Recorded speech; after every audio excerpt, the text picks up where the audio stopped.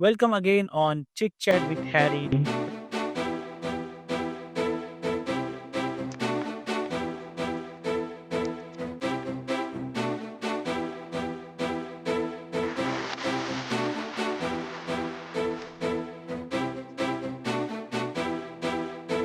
I'm your host, Harry Rajput. Welcome again on Chit Chat with Harry to One Sign, One Story, a podcast where we decode the hidden sign behind success stories in tech, business, and finance. Today's episode is pure gold for anyone building a startup, hustle, or scaling in silence. Today is someone who cracked not just CA exams but also the Instagram algorithm. Subham Malo. He's chartered accountant turned content creator who's helping thousands of founders, professionals make smarter decisions with their money, compliance, and growth. This one's packed with insights, beats, busted, and stories that will make you rethink how you manage your business. So let's jump in. Uh, Subham, how did you started your CA journey? And did you always want to be a CA? So, Harry, actually, CA journey is very natural to me because, in my family, if you see, there are 18 to 20 chartered accountants. So, my all the elder brothers, या मामा बोलो या चाचा बोलो, तो काफ़ी लोगों ने CA पहले किया हुआ था। तो नेचुरली क्या है कि एक मॉम डैड का इंक्लिनेशन होता है कि चलो ये चीज़ एक सिक्योर करियर ऑप्शन देती है। दैट्स व्हाई they suggested कि इसको भी सीए कराएंगे and that's how my journey began as CA to be frank. उसके बाद में I started and there are 3 levels to CA, CPT, IPC and final. So I was fortunate enough to clear it all in one go and then I cleared my C. So that's how my journey was initially. So now, yeah, you are CA and as well as you are now content creator as well. Yeah. So how you balance both things actually? So it becomes difficult at certain point of time, but I started content creation like 2 years ago. तो जब मैंने start किया था तो उस time there was a motivation कि यार कुछ डिफरेंट करते हैं जो normal CA when I see तो all I either into practice और इनटू जॉब या समथिंग लाइक दैट मेरे को लगा how can I be a different CA right तो I started with content creation and धीरे धीरे चीज़ें समझ आने लगी धीरे धीरे ये चीज़ें समझ आने लगी कि कितना किस लेवल पे ऑटोमेट किया जा सकता है right when it comes to content creation there is a part of scripting editing and then scheduling कब डालना है कैसे डालना है व्हाट आर द ट्रेंड्स तो उस पर रिसर्च रहती है व्हाट आर द टॉपिक्स तो उस पर रिसर्च रहती है तो मेरा कंटेंट जो है that is more focused around finance right तो whatever problems I am facing in my regular day to day life for example in to practice what clients are facing clients को क्या लग रहा है यार GST में कुछ नए चेंजेस आ गए then I am updated with those content right तो वही कंटेंट को मैं एज अ रील फॉर्मेट में अपनी ऑडियंस के साथ शेयर कर रहा हूँ एक दो एग्जांपल्स. तो फॉर एग्जाम्पल बजट आता है हर साल right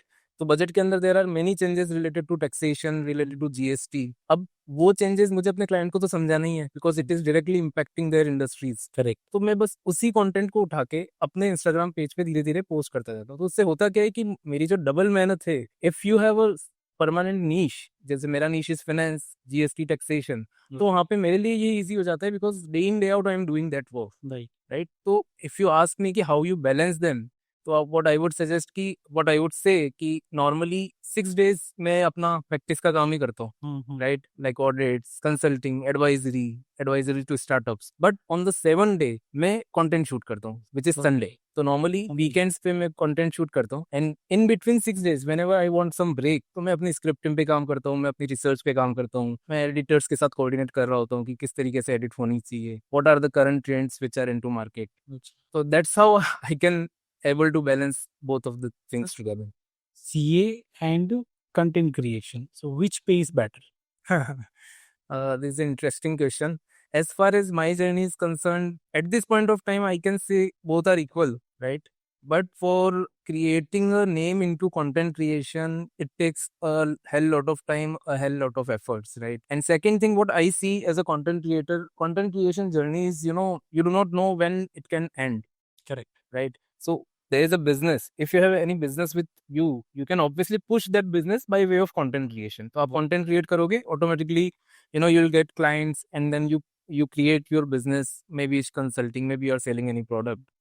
But if you solely rely on content creation, which I see आज के टाइम में काफी यूथ सिर्फ content creation के पीछे जाना चाहता है, which I feel मेरे हिसाब से little bit मेरे को वो लगता है कि यार थोड़ा risky business हो जाता है. Correct, right? Because you do not know what technologies are coming, right?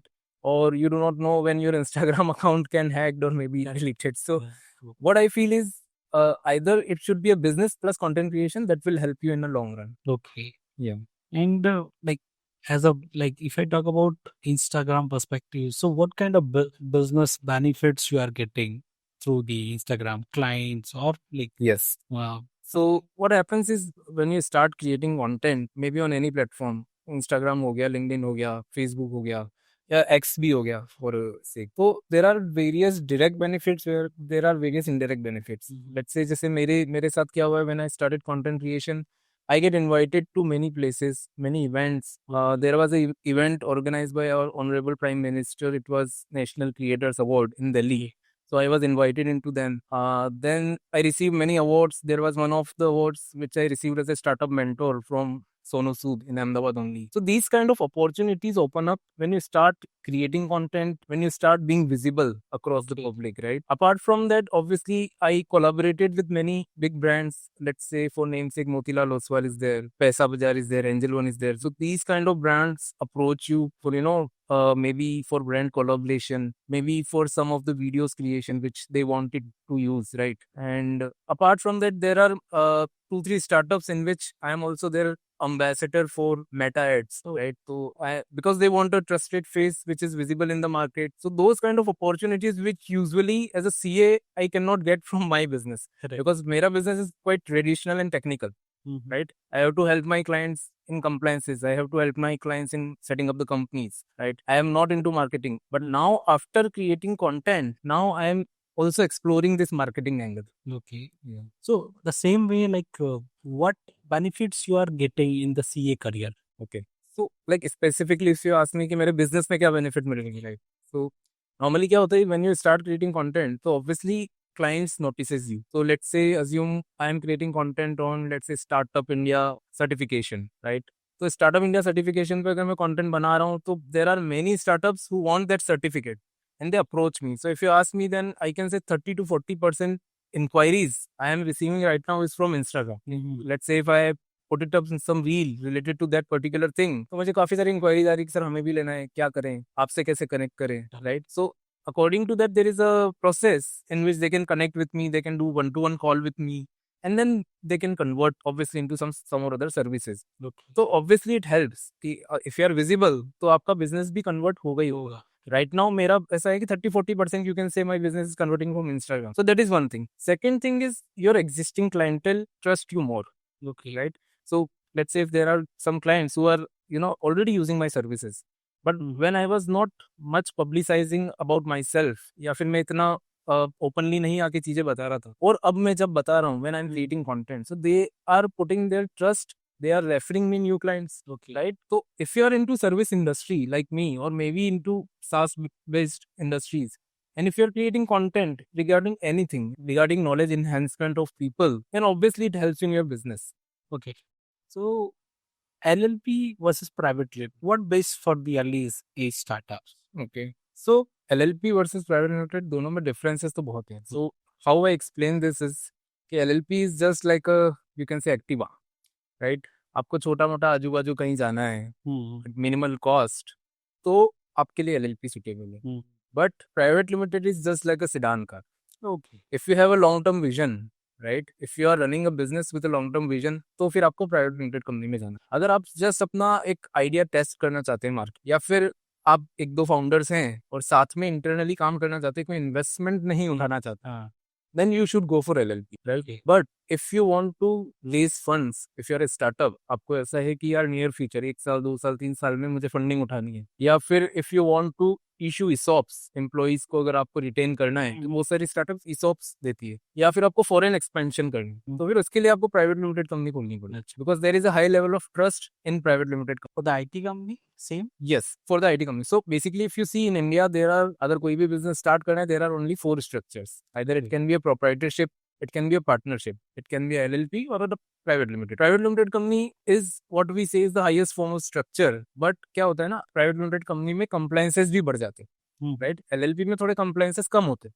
So if I compare about the costing, तो अगर आप एक प्राइवेट लिमिटेड कंपनी खोलते हैं तो आपको ईयरली 50 to 60,000 तो मिनिमम कंप्लायंस का खर्चा करना ही पड़ेगा. लेकिन वहीं एलएलपी में ये खर्चा हो जाता है 30,000 35,000. ओके, तो इसलिए लोग क्या है, कंफ्यूज होते हैं कि whether we should go to a LLP और a private limited. But what I will suggest, अगर आप लॉन्ग टर्म बिजनेस का पर्सपेक्टिव लेके सोच रहे हैं, if you want to gain trust in the market, then private limited company is the only option. Okay. And how much cost it required to start any like tech company? So if you want to start a tech company specifically, then there are 2-3 things. Number 1 तो ये हो गया कि आपको structure कौन सा choose करना है.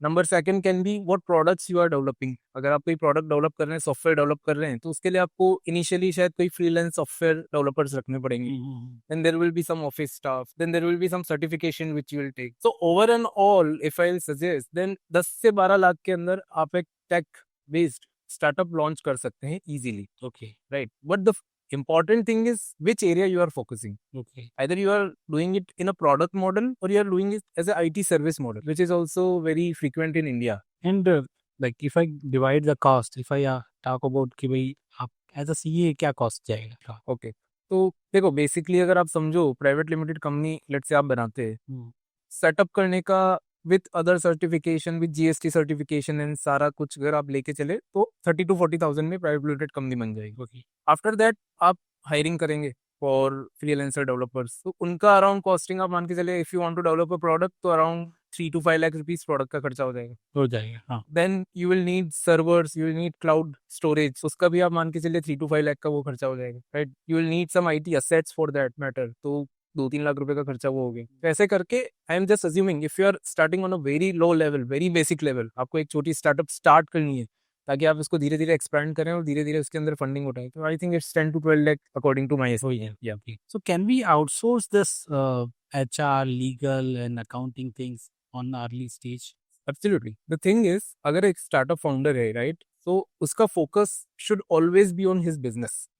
HR, लीगल, अकाउंटिंग थिंग, इनके अंदर ना काफी सारा कॉम्प्लिकेशंस होता है. For example, as a CA I am practicing, right, I am helping many startups in their compliances, in their HR thing, in their legal thing. But I know कि अगर startup founder खुद ये काम करने लग गया या इन हाउस टीम बिठा दी, तो इन हाउस टीम बिठाने के लिए आपको इनिशियली एक अच्छा बजट चाहिएगा, because you will hire a CA naturally. अगर आप उसको एज अ सीएफओ भी रखना चाहते हैं जो कि सारा फाइनेंस मैनेज कर ले, आपको मिनिमम 25 से 30 लाख का पैकेज तो देना पड़ेगा अहमदाबाद जैसी सिटी में. तो it is not feasible for early stage startup to appoint a CFO. तो फॉर दैट क्या होता है कि we offer virtual CFO services. तो वर्चुअल सीएफओ सर्विसेज में क्या होता है कि सीए आपके यहाँ पे एक वीक में 1 या 2 दिन आएगा, पूरा चीज रिव्यू करेगा, कुछ गलत जा रहा है तो उसको सही करेगा और आपकी अकाउंटिंग जो भी कंप्लायंसेस है उन सबको स्ट्रीमलाइन करता है. तो this is a kind of service which is called virtual CFO service. Apart from that, I would prefer, if you are an early stage startup, you should consult with a CA regarding how I can outsource everything to him. So reason being, it will be cost effective.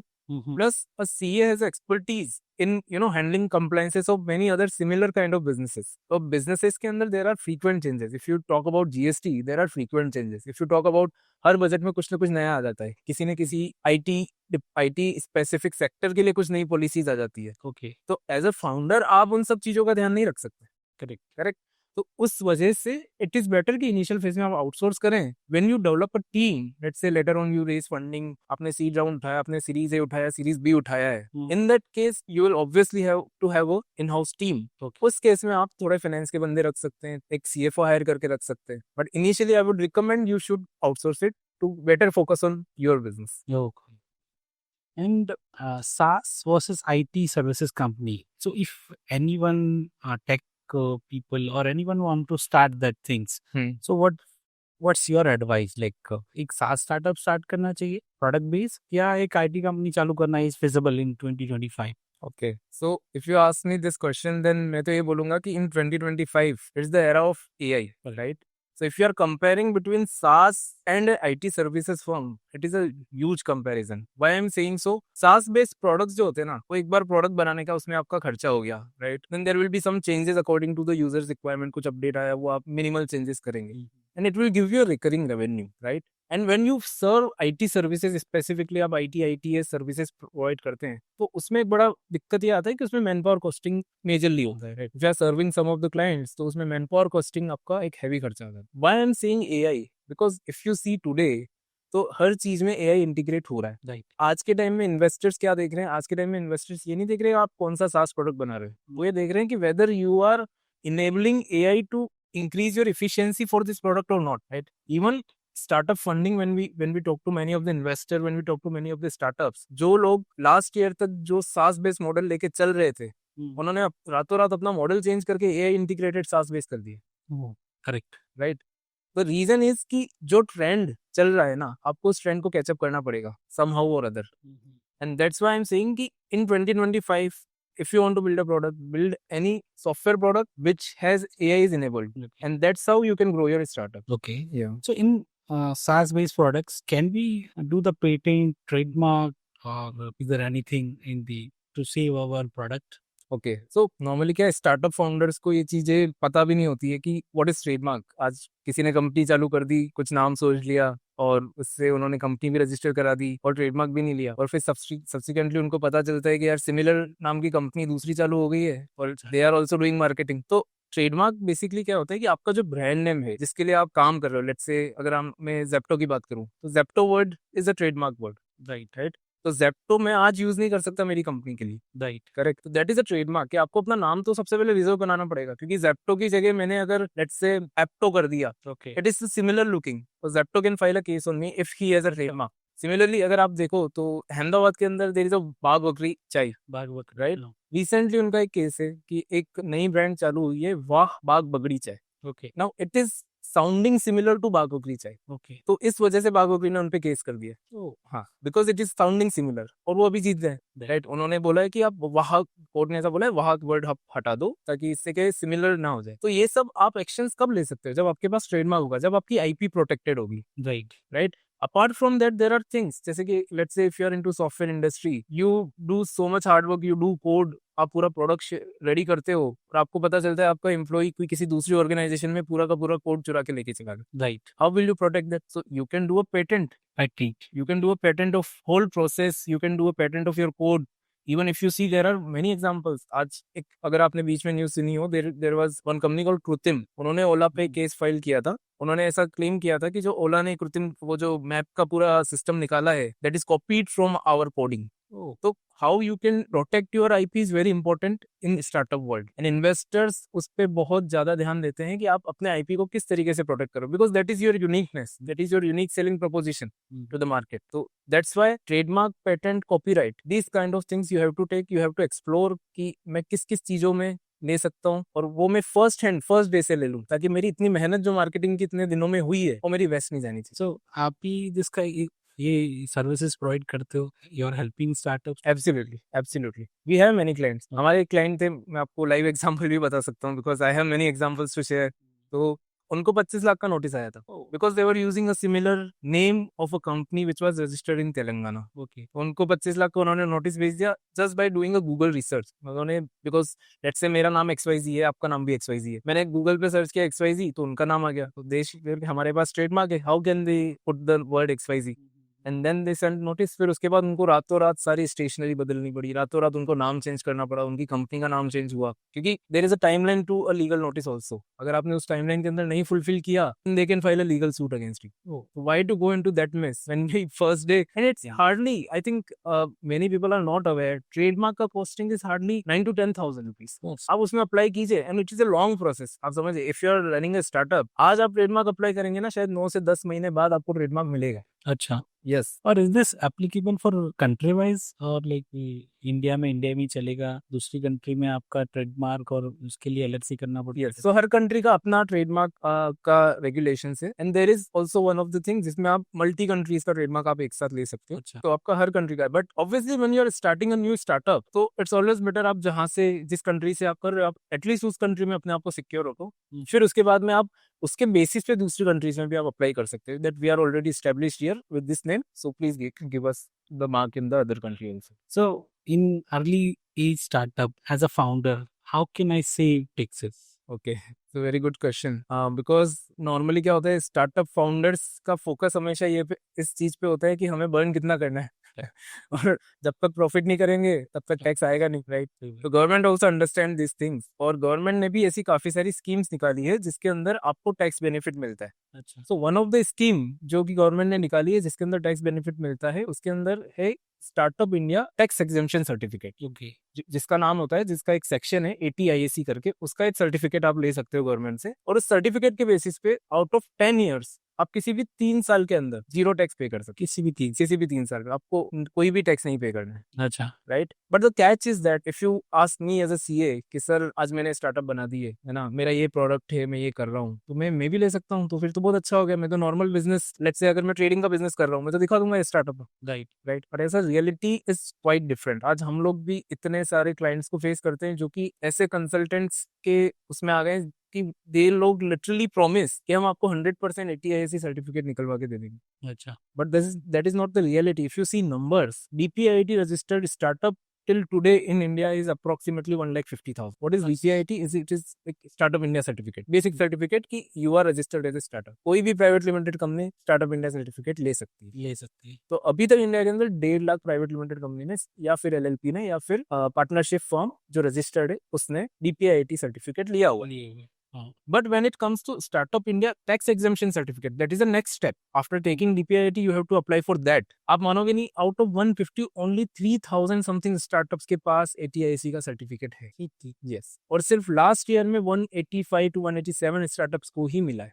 अच्छा। तो if someone is promising you, क्योंकि इस startups word के साथ ना fraud word भी काफी associate होता जा रहा है, राइट? हर चीज में क्या है कि कुछ ना कुछ लोगों को फ्रॉड करने की आदत हो गई। तो कहने का मतलब क्या है कि if you are running a startup, do not come in the way कि यार आपको गारंटी है कि मिल जाएगा, राइट। बिकॉज आप नंबर्स देखोगे तो सिर्फ 3,000 स्टार्टअप को मिला है, और ऑब्वियसली 3,000 स्टार्टअप कुछ ना कुछ डिफरेंट कर रहे होंगे, बिकॉज गवर्नमेंट का इस सर्टिफिकेट को देने का जो वे वो क्यों देती है, उसका रीजन ये है कि गवर्नमेंट चाहती है कि आप ऐसी स्टार्टअप्स बनाओ जो स्केलेबल हो, जिससे मास एम्प्लॉयमेंट जनरेशन हो इंडिया के, राइट। और अगर वो आपके स्टार्टअप के अंदर नहीं है, या फिर कोई यूनिक प्रोडक्ट, कुछ यूनिक नया कॉन्सेप्ट लेके आए, और अगर वो नहीं है तो गवर्नमेंट नहीं देगी। अच्छा। और अभी at this point of time when I'm speaking to you on this podcast, recently government ने startup India exemption tax exemption certificate देने के वेज भी काफी इजी कर दिए। अच्छा। पहले हम लोग अप्लाई करते थे तो 7 months 8 months 9 months तक कोई जवाब नहीं। नाउ गवर्नमेंट हैज डिसाइडेड कि हम 120 डेज के अंदर आपको जवाब दे देंगे। 120 डेज के। तो इट इज अ गुड कि गवर्नमेंट कुछ इनिशिएटिव ले रही है इन सब चीजों के लिए, स्टार्टअप्स को सपोर्ट कर रही है। Even if your IT company आपको सपोर्ट कर रही है, you can apply for this certificate if you are building some product which is a very unique। तो वो चीज है। So even can I get like tax benefits when I'm hiring employees? So yes, there is a section 80GGAA of Income Tax Act जिसके अंदर अगर आप employ higher करते हैं and there is a cap of certain salary, I think it's 25,000 need to confirm, अगर आप उतनी salary दे रहे हैं तो उसमें आपको गवर्नमेंट कुछ हेल्प कर देती है, टैक्स बेनिफिट्स। तो there are many such schemes, even if you are let's say there are many state specific schemes also which we will discuss here। So like can you tell me like which states are like where have more benefits in the tax perspective? Okay, Even government India is providing, but even state-wise there are different rules and regulations. correct। So can you describe? So state specific benefits, if we talk about, it's not only tax benefits, it's are more of how government is pushing this startup economy which we are talking about। So number one, if you say कि मुझे आज के time में 2025 में कौन सी state में startup बनानी है, तो आई से कि यार 2-3 प्रायोरिटी स्टेट्स है जो मेरे प्रायोरिटी स्टेट है। Number 1 is Gujarat, right? Number 2 is Telangana is also supporting startups very much। Number 3 is obviously Karnataka because Bangalore is a startup hub। तो गवर्नमेंट क्या करती है? There are two governments, central government is state government, right? There are some schemes of central government, there are some schemes of state government which are helpful for startup, they are providing them as a grants। Okay। grants का मतलब ये हुआ कि अगर आपने कोई IT company चालू की है, कोई यूनिक कॉन्सेप्ट है, आप उनके पास अप्लाई करो। So what they have done is they have set up incubation center in each of the major cities। जैसे आप कोई भी सिटी बड़ी पकड़ के चलो, वहाँ पे एक इंक्यूबेशन सेंटर मिल जाएगा। जैसे आज गुजरात की बात करूँ, I hub is incubation center, IIM Ahmedabad is incubation center, जियोसेक हैज इंक्यूबेशन सेंटर। ये इंक्यूबेशन सेंटर क्या करते हैं, दे आइडेंटिफाई स्टार्टअप्स कि जो कुछ यूनिक कर रही है, और ये उनको फ्री में ग्रांट देते हैं। Okay. तो गुजरात की मैं बात करूँ तो आई हब कोई भी आइडिएशन स्टेज की स्टार्टअप को 2.5 लाख रुपए फ्री में देता है। अच्छा, अगर आपने एक प्रोडक्ट मार्केट फिट रेडी कर लिया है तो 10-1 लाख रुपए दे देता है। दे देगा। अगर आपको मार्केटिंग में हेल्प चाहिए, आपका रेवेन्यू जनरेटिंग स्टार्टअप हो गया है, तो अराउंड 30 to 50 लाख रुपीज का ग्रांट मिलते हैं। दे देगा। तो there are different different schemes. For example, if you are into sustainability business, sustainability के ऊपर कोई आपने स्टार्टअप बनाया है, Yes. तो उसके लिए उनकी एक सस्टेनेबिलिटी की अलग पॉलिसी है, जिसमें लेट से गवर्नमेंट का टारगेट है कि हमें 100 करोड़ रुपीस देने, एग्जांपल। तो 100 करोड़ रुपीस उनको देने ही है ऐसी स्टार्टअप्स को जो कि सस्टेनेबिलिटी के अंदर काम कर रही है। काम कर। तो that's how you do not know about all this things, but you need to evaluate. आप उनकी वेबसाइट पे जा सकते हैं, आई हब की वेबसाइट पे जा सकते हैं, इंक्यूबेशन सेंटर की वेबसाइट पे जा सकते हैं, बहुत सारे, हाँ। बहुत सारी है। आप उन पे जाके रिसर्च तो कीजिए कि भाई कौन कौन सी स्कीम्स चल रही है जिन पे मैं बेनिफिट ले सकता हूँ, and that is a free money. So are you supporting that startups to connect with this incubator Yeah. centers? Yes. So what we are doing is we are helping them in the application process. We are helping them in how to present themselves against the government. Yeah. Right? Because government भी ऐसा नहीं है कि आपने apply किया और दे देगी, क्योंकि वहाँ पे भी एक प्रोसेस है। There are juries sitting, वो आपको एनालाइज करेंगे। They have some pointer system जिसके बेसिस पे वो एनालाइज करते हैं how effectively you are presenting, क्या क्या चीजें हैं जिसकी वजह से आपकी स्टार्टअप स्केलेबल हो सकती है। राइट, तो देर आर मेनी थिंग्स, और उन सब में हम लोग भी हेल्प करते हैं कि how you can get a subsidy और how you can get a funding from the government. Okay, great. So based on that, the one question comes in my mind. GST refund on the like SaaS products for the Yeah. exports. Yeah. So is this applicable for the SaaS or something? Yes, so government has introduced zero GST on exports. Okay. तो मैं ऐसा नहीं बोलूंगा कि सिर्फ हम SaaS product की बात कर रहे हैं। Any service, any goods you export out of India, GST is zero. Zero. Yes, but how it can be zero? That we have to explain. कैसे हो सकता है? तो there are two methods. Either you pay GST on export and take the refund of it, अच्छा. or either you do not pay by way of filing an LUT, letter of undertaking. Right? Letter of undertaking आपने file कर दी और आप free में अपना service या अपना goods export कर सकते हैं। But the important thing is that you also have to take IEC code. Many of the startup founders do not know this. अच्छा. आपको इम्पोर्ट एक्सपोर्ट कोड भी लेना पड़ेगा, even if you are exporting service और software based solution. So ये GST में ही code सब लेना पड़ता है? नहीं, IEC is a different, DGFT के अंदर आता है। GST के अंदर आपको LUT लेना पड़ेगा, लेटर ऑफ अंडरटेकिंग लेना। Okay. यस, तो ऑब्वियसली GST एक्सपोर्ट, GST जो एक्सपोर्ट पे है दैट इज जीरो रेटेड। उसका रीजन भी है। उसका रीजन क्या है कि गवर्नमेंट वांट्स कि हम लोग India should become a export hub. अच्छा. हाँ. हम ज्यादा से ज्यादा गुड्स, ज्यादा से ज्यादा सर्विसेज एक्सपोर्ट करें, जिससे कि हमारा फॉरेन रिजर्व्स बढ़े। तो फॉर दैट मैटर गवर्नमेंट ने बेनिफिट दिया है। But if you are selling it locally तो वो कोई बेनिफिट नहीं है, even if it is a SaaS product, even if it is another product. And if it case of services you will charge 18%, in case of goods depending on the rate which GST has. If we talk about TDS, so if how like ad tech companies or like other startups will handle the TDS for the consultants, contractor, because this is the era of like remote working, contracts, consultants. Yeah. So how we can handle that TDS things? Yeah, frankly, if you ask me, so I feel TDS is a burden to employers. मतलब कोई जरूरत नहीं है।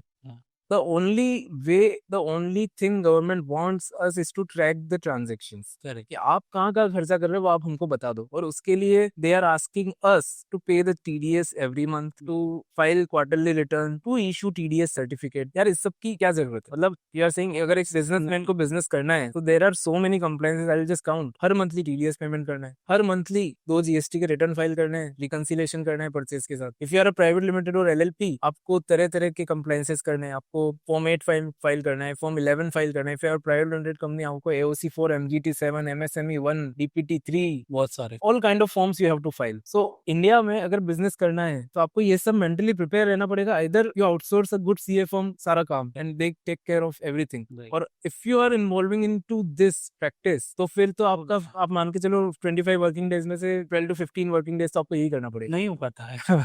Not practically possible, and then you have to maintain books of account as per the prescribed guidelines. आपको accounting करना है तो there are lot many things which you need to take care while you are doing business. So coming back to your question of TDS, तो TDS का कैसा है एक फंडा कि if you are paying to any kind of professional, if you are paying any kind of contractual services, if you are paying commission, if you are paying salary, there are prescribed rate. For example, if I'm talking about professional, there is a section 194J Right. in which you need to deduct 10%. But if you are doing it technical services, for example in IT industries, अगर आप कोई app development करा रहे हो, it can be classified under technical service. Then there is a 2% rate. So what you have to do is, as an employer, I have to deduct 2% from the payment I am making to you. I have to deposit it to the government, and after the quarter ends, I have to file the return against your PAN and show this as against you. Right. And after it happens, then I have to issue a certificate to you कि ये लो भैया मैंने आपका 2% TDS cut. अगर इसमें कहीं पे भी एक भी जगह चूक होती है, then there is interest, there is penalty. And आप मानेंगे नहीं, if I am not filing return on time on quarterly, 200 रुपए पर डे की पेनल्टी पर डे की. तो एक तो आपने मुझे मैं गवर्नमेंट का ये कहना चाहता हूँ, एक तो आपने एम्प्लॉयर के ऊपर बर्डन डाला, फिर उसके ऊपर आपने पेनल्टी भी इतनी लगाई. But it is necessary on their part because they want to track the transaction कि ये पैसा जा कहाँ रहा है. तो that is there. So TDS compliances you have to do without any fail. If you are applicable to come under the slabs, then you have to do it. ये TDS से याद आया, this is not in question list, but I have seen many pain point question. PF. Actually companies what do, like early age जो interns होते हैं, जो freshers होते हैं, अब उनमें भी PF डिडक्ट होता है. एक्चुअली अब सैलरी होता है उनका 10,000, 15,000, हार्डली 18,000, और उसमें भी एम्प्लॉय और एम्प्लॉयर की तरफ से PF काट लेते हैं हम लोग. करेक्ट. तो मतलब ऐसा नहीं होना चाहिए कि गवर्नमेंट को भी ऐसा कुछ लाना चाहिए कि थोड़ा TDS जैसे आप 25-30 कमा रहे हो तब आप जब के अगर आप PF पे करो तो थोड़ा क्योंकि जो अब देखो गुजरात में बंदे जो मोस्टली रहते हैं वो रहते हैं रेंट पे, किसी में रहते होते हैं. अब वो 12,000 तो वो भर रहे होते हैं और 15,000 उनकी सैलरी होती है. तो pen points actually I have seen, like बहुत डेवलपर्स से डिजाइनर सबसे बात किया. So this is the main pain point. अभी क्या है, कंपनी को तो कंपलसरी डिडक्ट करना ही पड़ता है. इसका कुछ सॉल्यूशन होता है कि मतलब this all depends on government policies. But effectively what I can say is कि गवर्नमेंट कहीं कहीं पे एक जनता डेवलपमेंट या जनता का अच्छा करने का प्लान करती है. जैसे आप देखेंगे तो हमारी टैक्स स्लैब रिसेंटली इंट्रोड्यूस की है, जिसको इंक्रीज कर दिया है, नई टैक्स स्लैब इंट्रोड्यूस हुई है. तो उसके अंदर ऐसा है कि पहले यू नीड नॉट पे टैक्स इन टिल 7,75,000. अब उसको बढ़ा के 12,75,000 जैसा कर दिया है. तो वो एक इनडायरेक्ट बेनिफिट है. अगर आप देखो तो if you are earning a decent salary आपको बेनिफिट है. But if you are talking about someone who is earning only 3,000, तो मैं तो ये बोलूंगा कि यार वो तो फिर मिनिमम वेजेस एक्ट कोई शायद अमेंड करना चाहिए. I really think about on this actually कि मतलब क्यों, मतलब जो 50 कमा रहा है उसके ऊपर डालो भाई, अगर ऐसे ही काट लो उसमें से, दे कैन मैनेज इट ना. बट अब कमा ही नहीं रहा है बेचारा, उसी में से आप PF भी काट लिया, वो PF क्या बचाएगा जैसे अभी चाहिए उसको बचाने के लिए. और ये क्या, ये जो लॉज बने हुए ना काफी पुराने हैं, टाइम से टाइम इनमें अमेंडमेंट होता है. पे 15,000 की कीमत थी, हाँ अभी नहीं है. अभी नहीं, तो 15,000 में रेंट भी नहीं होता है. तो it exist in every kind of situation. आप कोर्ट में चले जाएंगे, उनके भी लॉज काफी पुराने. आप इनकम टैक्स एक्ट की बात करें, वो भी काफी पुराने. टाइम टू टाइम गवर्नमेंट उसमें अमेंडमेंट्स लेके आती है, लिमिट्स चेंज करती है. बिकॉज आप देखेंगे तो 1990s में या उस टाइम पे स्लैब रेट शायद हुआ करती थी आई थिंक 3,000, 4,000, 5,000 रुपीज पे आपको टैक्स लगता था. आज वही हमारा 12 लाख रुपए पे जाके लग रहा है. तो ड्यू टू इन्फ्लेशन वो सब चीजें धीरे धीरे चेंज होती है. बट ऑब्वियसली गवर्नमेंट सारी चीजों पे शायद ध्यान नहीं दे पाती है एक साथ, कि जो मेजोरिटी वाली चीजें हैं जहाँ से उनका मेजर रेवेन्यू अर्निंग एक्टिविटी है, शायद उसी पे ज्यादा फोकस होता है. They have to think about it actually. That's right. Even slab को कम ज्यादा कर सकते हैं. इवन निर्मला सीतारामन अगर ये पॉडकास्ट देख रहे हैं तो अगर उनको ध्यान है तो ध्यान देना चाहिए definitely. Subham, how to expand the tech startups to the USA, Canada, or UAE? Okay. So basically, as a tech startup, if you want to go internationally, तो सबसे पहले तो ये डिसाइड करना है कि क्यों, why you want to go, right? There can be many reasons. One can be tax benefit. Another can be you want to get into better network. Because जब आप बाहर स्टार्टअप चालू करते हैं, you get access to a better network, better funding opportunities, right? And there are some grants which many countries offer, right? जैसे recent example, मेरे एक startup founder हैं जिन्होंने अपना स्टार्टअप फाउंड किया था इंडिया के अंदर, but somehow he received a grant from a US based investor. But उनका शर्त ये था कि भाई आपको एक कंपनी डेलावेयर के अंदर बनानी है और आपको IP यहाँ ट्रांसफर करना है. तो हम आपको 50-60 लाख का ग्रांट था वो देंगे.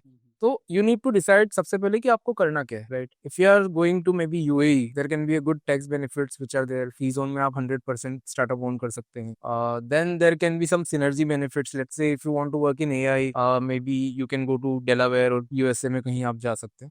तो there are good network opportunities, funding opportunities अच्छी है, and then you can create a company there. तो कंपनी बनाना फेयरली इजी है बाहर। Like if in you go to USA तो आपको शायद 5 से 7 दिन के अंदर कंपनी रजिस्टर होके आ जाएगी। The main thing is structuring, how you structure your company outside India, because effectively if you want to do business in India, आपको इंडिया में अगर बिजनेस करना है, बिकॉज मेजरली आपका जो मैन पावर कॉस्टिंग है वो इंडिया में सस्ता है, देखें तो एनीवेयर इन द कंट्री, बाहर कहीं भी देखें। That's why India is becoming so big outsourcing unit. आज आप अकाउंट्स आउटसोर्स की बात करें, आप आईटी आउटसोर्स की बात करें, तो हर चीज आप अहमदाबाद में देखेंगे तो भी इतनी सारी आईटी कंपनीज है जो आउटसोर्सिंग का काम, बहुत राइट। वो क्यों करती है? Because man power is cheap ही है, राइट। तो फर्स्ट थिंग इज स्ट्रक्चरिंग, आप कैसे करेंगे, राइट? तो नॉर्मल स्ट्रक्चरिंग जो होता है वो यही होता है कि बाहर एक होल्डिंग कंपनी बनती है, राइट, और उसकी एक सब्सिडरी कंपनी इंडिया में बनती है, and then there are transactions which go in and out from there. So how we handle that intercompany transactions जैसे दुबई से इंडिया में, यूएसए से इंडिया में? Okay, so for example, if you have a company in USA Delaware जो कि holding company,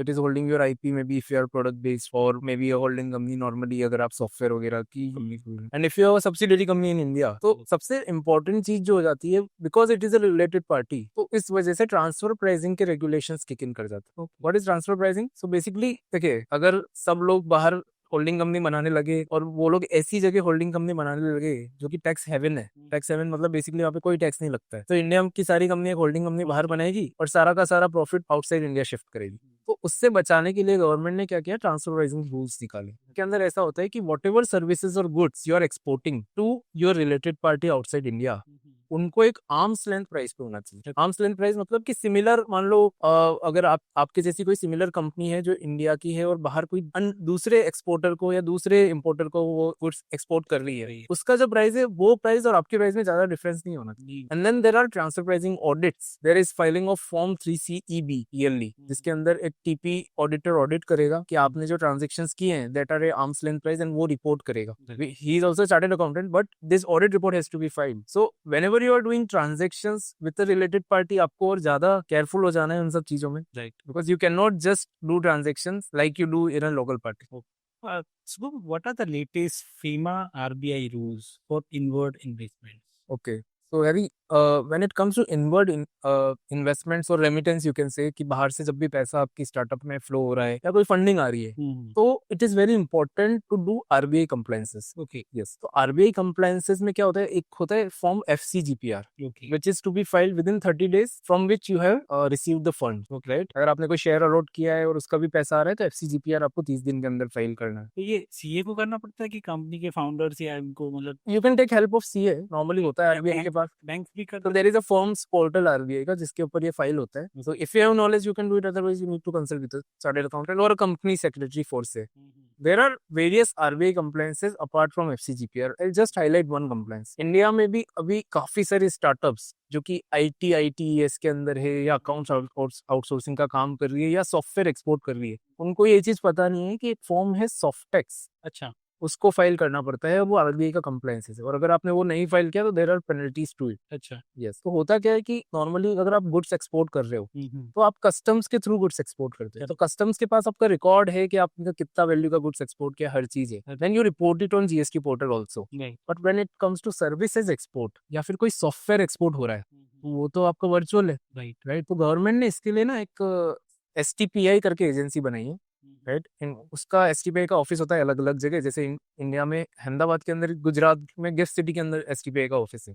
तो वहां पे जो भी स्टार्टअप्स जो कि सॉफ्टवेयर एक्सपोर्ट कर रही है या फिर IT सर्विसेज एक्सपोर्ट कर रही है, अकाउंट्स आउटसोर्सिंग का काम कर रही है या डिजिटली कुछ भी काम कर रही है, उनको उस STPI के पास फाइलिंग करनी पड़ती है। अब STPI का फुल फॉर्म होता है software technological park of India. Okay, अगर आप software technological park of India में नहीं भी हैं, then you will be considered as a non STPI unit. Even if I am sitting on in Ahmedabad और मैं IT सर्विसेज एक्सपोर्ट कर रहा हूँ, I have to file softex form.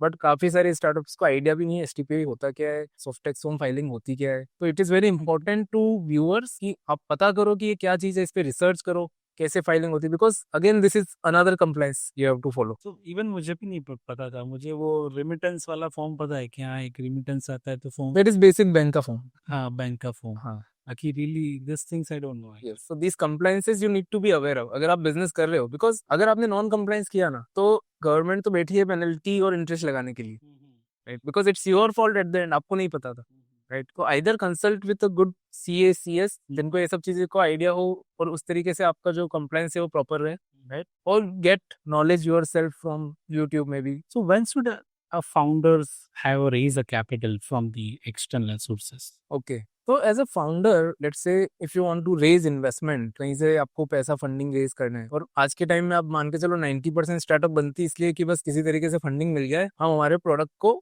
Market में उतारें. Correct. लेकिन दिक्कत क्या होता है कि फाउंडर्स डू नॉट अंडरस्टैंड कि प्रोडक्ट मार्केट फिट आना बहुत जरूरी है, राइट. प्रोडक्ट मार्केट फिट मतलब एटलीस्ट लोगों को एक्सेप्टेबल हो आपका प्रोडक्ट, राइट, क्योंकि एक बार आपने फंडिंग ले ली तो फंडिंग के साथ there are many things come, there is a reporting requirement. आप किसी भी इन्वेस्टर से आज पैसा लेते हो, whether it be angel investor, VC, कोई भी है, तो उनका एक रिपोर्टिंग मैकेनिज्म होता है. आपको हो सकता है हर वीकली रिपोर्टिंग देनी पड़े, मेरी कंपनी में चल क्या रहा है, how I am growing. So there is additional burden you are taking by taking the funding. तो if you have a confident on your product, आपको लगता है यार प्रोडक्ट खुद ही रेवेन्यू कमा के दे देगा, मेरा कैश फ्लो सेटल रहेगा, तो no need to go for funding. आज आप even if you see let's say Shark Tank India जो अभी चल रहा है, राइट, उसके अंदर भी आप देखोगे बहुत सारी स्टार्टअप्स आती है जहाँ पे कैश फ्लो का मिसमैच है, प्रोडक्ट मार्केट फिट आया नहीं है, but they are on Shark Tank की फंडिंग दे दो, पता ही नहीं हो रहा. पता ही नहीं है ना कि प्रोडक्ट मार्केट फिट आना तो जरूरी है. आपके पास कोई गो टू मार्केट स्ट्रेटेजी तो होनी चाहिए. गो टू मार्केट स्ट्रेटेजी, एक बार अब मैंने पैसा ले भी लिया 50 लाख रुपए लेट से शार्क से या किसी से भी एंजल से, अब मैं उसको डिप्लॉय कहाँ करूंगा, और अगर डिप्लॉय कर दिया तो क्या इससे मेरे को मेजरेबल रिजल्ट्स आ पाएंगे. So that is the most important thing which first you have to decide, then go for funding. And how we can negotiate that with the investors? So negotiation is a very important technique which you have to learn. But before that, what I would suggest, अगर आप मेरी advice मानो तो if you are a founder, let's say, अगर मैं आपसे पूछूं आपका CAC क्या है, आपका LTV क्या है, आपका डेली एक्टिव यूजर्स क्या है, if you do not have a grip on the numbers then investor will not be confident on you. अच्छा. First you have to confident on yourself कि भाई आप इन्वेस्टर के सामने बैठे हो, you should have full knowledge about your business, full knowledge about the market in which your business you are targeting, full knowledge about the audience which you are targeting. Because investors को यूं लगता है 1 minute में पकड़ने के लिए कि भाई आपको नॉलेज है या नहीं. और देखो क्या होता है, जब हम फंडिंग के लिए बैठते हैं ना तो हमेशा इन्वेस्टर की इनिशियली अपर एज होती है, राइट, क्योंकि उसको पैसा देना है. यू विल बी लाइक कि सर है ना. लेकिन when you have a control on your business, when you know each in and out of your business, then you might get a similar age to investor and then you can go for negotiation, because now investor is impressed with you, और फिर जो आप बोलोगे investor को देना पड़ेगा. So that's why आपको क्या है, नंबर्स पे कंट्रोल होना चाहिए, आपको मार्केट पे कंट्रोल होना चाहिए, मार्केट का नॉलेज होना चाहिए. जो काउंटर क्वेश्चन आता है अगर नहीं आता you can say no, but you can not lie और यू कैन नॉट आप बोल नहीं सकते, वैसा कुछ नहीं करना. But and what red flags the investors are notice actually instant? Correct. So red flags can vary. There are 2-3 red flags I will explain. Number 1 can be compliance issues in the company. आपने private limited बना दी, ठीक है, आज कोई भी investor, let's say if is a decent investor, may be a VC, may be a angel, right, अगर वो छोटा HNI है तो ऑब्वियसली हो सकता है वो ड्यू डिलिजेंस एक्टिविटी ना करे, but if it is a VC वो जनरली ड्यू डिलिजेंस करते हैं. ड्यू डिलिजेंस के अंदर हर चीज क्लियर हो जाती है कि वेदर आपके कंप्लायंसेस प्रॉपर है कि नहीं है, whether you are filing returns on time और नॉट, TDS फाइलिंग किया है नहीं किया है. तो if there is issue in compliances that is a big red flag for the investor. Because देखो कोई भी कंप्लायंसेस का रिपरकेशन आने में टाइम लगता है. आज आपने नहीं किया कोई बात, 1 साल बाद उसकी पेनल्टी आएगी, वो बहुत ज्यादा आएगी. इन्वेस्टर डू नॉट वांट कि उसका पैसा पेनल्टी पे करने के लिए जाए, इन्वेस्टर वांट उसका पैसा बिजनेस ग्रोथ के लिए जाए. That's why compliance is very important from day one. ठीक है. Second red flag that can be is the overly crowded cap table. तो basically अगर आप एक स्टार्टअप हैं, आपको ये भी सोचना है कि मेरे को हर जगह से फंडिंग नहीं ले लेनी, राइट. एटलीस्ट मेरा जो वैल्यूएशन एस्टिमेट है वो मेरा मैच होना चाहिए, बिकॉज फंडिंग देने लिए तो काफी इन्वेस्टर्स बैठे हुए. लेकिन अगर आपने अर्ली स्टेजेस में कॉम्प्रोमाइज कर लिया, ज्यादा इन्वेस्टर्स को ऑनबोर्ड कर दिया by giving them higher equity, तो फिर जो लेटर स्टेज के इन्वेस्टर है they will not come, because nobody wants everybody wants a piece of cake in your equity, right. But अगर आपने पहले ही सारी इक्विटी डाइल्यूट कर दिया, मेजर इक्विटी डाइल्यूट कर दी, तो जो लेटर स्टेज पे इन्वेस्टर आएगा वो उसको विजन नहीं मिलेगा कि स्टार्टअप कितनी बड़ी बन सकती है, right. Third flag, red flag can be many co-founders. We have seen like अगर एक या दो को-फाउंडर होते हैं तो it's quite easy to manage businesses, there are roles and responsibilities assigned, right, there is understanding between founder. But अगर 4 लोग हैं, 6 लोग हैं, 10 लोग हैं, then there are different different opinions. तो इन्वेस्टर वुड नॉट वांट कि मुझे ज्यादा को-फाउंडर चाहिए, मुझे ज्यादा फाउंडर चाहिए। I would rather stuck with 2 founders, I see their profiles, how they are doing in the life, what they are sacrificing for. There are many founders और IITians, they are sacrificing 40-50 lakh package to build their startups, right. तो investor वो सब चीजें भी देखता है। So for the startups, there is a term, safe and convertible notes. Yes. So what is all about? Okay, very good question. So many of the startups are not aware, that they can raise funding without giving equity today. What does that mean? Let's say अगर आपने आज startup बनाई, आप किसी investor के पास पैसा उठाने जाते हैं, Right. तो नॉर्मली इन्वेस्टर क्या करेगा कि वैल्यूएशन करवाएगा आपकी कंपनी की कि क्या वैल्यू आ रही है, उसके बेसिस पे एक इक्विटी प्रपोज करेगा आपको कि लेट्स से हम लोग इसका इतना % इसके लिए लेते हैं। Right. But safe note and convertible notes are newer concept. उसमें आपको वैल्यूएशन कराने की जरूरत नहीं है।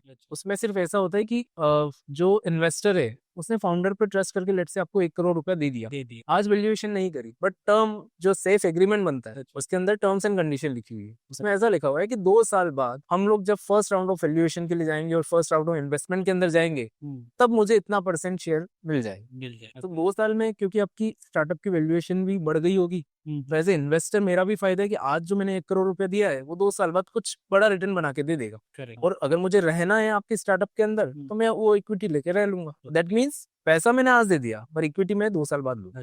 So that is safe or convertible notes. So which converted. So it's kind of a debt which is converted into equity later stage. Yes. So many मतलब अगर आप मेरे से पूछें, I have seen many startups, 100x VC करके एक VC form है, तो वो हर साल कुछ सेलेक्टेड 10 से 15 स्टार्टअप्स को सेफ नोट के जरिए फंडिंग देते हैं। देखिए, आई हैव फ्रेंड जिनका एक मैंने पॉडकास्ट किया था, जो स्पून्स करके, जो शार्क टैंक इंडिया में भी आए हैं। They have also raised funding of I think 1 CR or 2 CR from safe notes through 100x VC.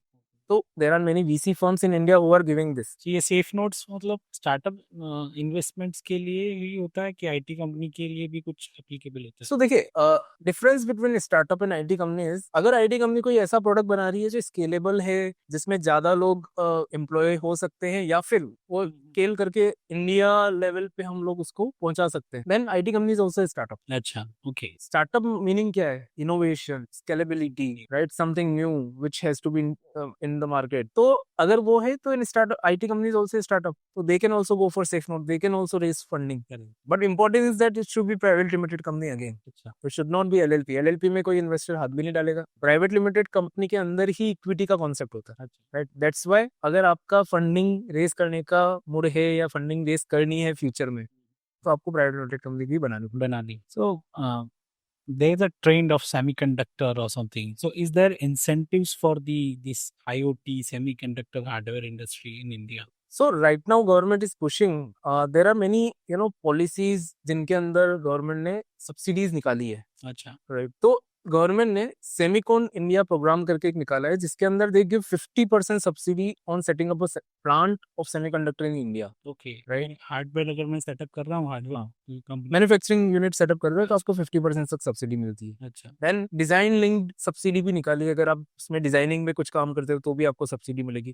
There are various subsidies. अगर आप बात करें गुजरात की, तो गुजरात स्टेट की एक अलग सब्सिडी स्कीम है, सेंट्रल गवर्नमेंट की अलग सब्सिडी स्कीम है। सो ऑब्वियसली मेरे हिसाब से अगर किसी को नया बिजनेस भी चालू करना है तो सबसे पहली चीज उनको ये रिसर्च करनी चाहिए कि गवर्नमेंट किस चीज को पुश कर रही है, बिकॉज उस चीज में अगर बिजनेस चालू करेगा ना तो it will be fruitful for him, क्योंकि देयर विल बी सब्सिडी, तो उसका जो इनिशियल इन्वेस्टमेंट है दैट विल बी सपोर्ट मिल जाए, उसमें बहुत सपोर्ट है। It's good actually. हाँ, thank you. What common mistakes IT company make in their early stage? okay, they build tech without talking to the customer requirement. If anything you have to change in tech system, what you recommend to Nirmala Sitharaman? मैं जो recommend करूंगा वो obviously accept नहीं करेंगे लेकिन I will recommend कि जो GST की कॉम्प्लेक्सिटीज है उसको एक सिंगल यूनिफाइड रिटर्न बना दे, या तो मंथली एक सिंगल रिटर्न फाइल करो और आपका जीएसटी क्लियर हो जाए। एंड आई थिंक अभी रिसेंटली मैंने न्यूज भी सुनी है ये लोग इस पे कुछ रिवैम्प करने पे काम भी कर रहे हैं. यस.